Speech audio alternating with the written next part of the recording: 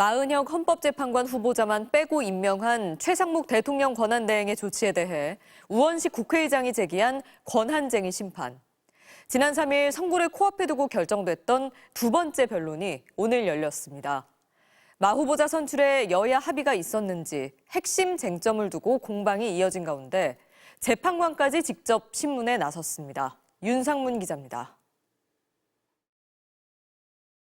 지난해 12월 11일 국민의힘이 우원식 국회의장 측에 제출한 공문입니다. 마은혁, 정계선, 조한창 새 재판관 후보자 이름이 적혀 있고 인사청문회 위원을 선임한다고 돼 있습니다. 국회 측은 여야 합의의 물증이라고 제시했습니다.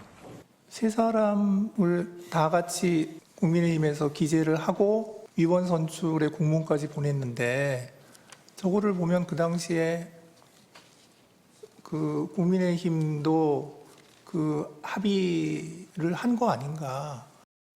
최상목 대통령 권한대행 측은 당시 여야 합의는 깨졌다고 주장했습니다. 민주당 2인, 국민의힘 1인의 추천뿐 아니라 헌법재판소장 임명에 대한 합의도 있었는데 민주당이 이를 어겼다는 겁니다. 야당에서 그런 범죄 소송에 관한 논의는 없다, 그런 합의를 한 적이 없다고 부인하고 나옴으로써 국민의힘에서는 인사청문회에 동의할 수 없다. 국회 측은 없었던 얘기라고 일축했습니다. 국민의힘이 사후에 내놓는 주장을 최 대행 측이 받아들였다는 겁니다. 그때 이제 범죄 소장 얘기는 나오지도 않았습니다. 처음부터. 그러니까 처음부터 안 나왔습니다. 근데 지금 최 대행이 새롭게 들고 나온 절차적 문제, 즉 권한쟁의 심판 청구를 하려면 국회 의결이 필요한지 여부에 대해서도 공방이 오갔습니다.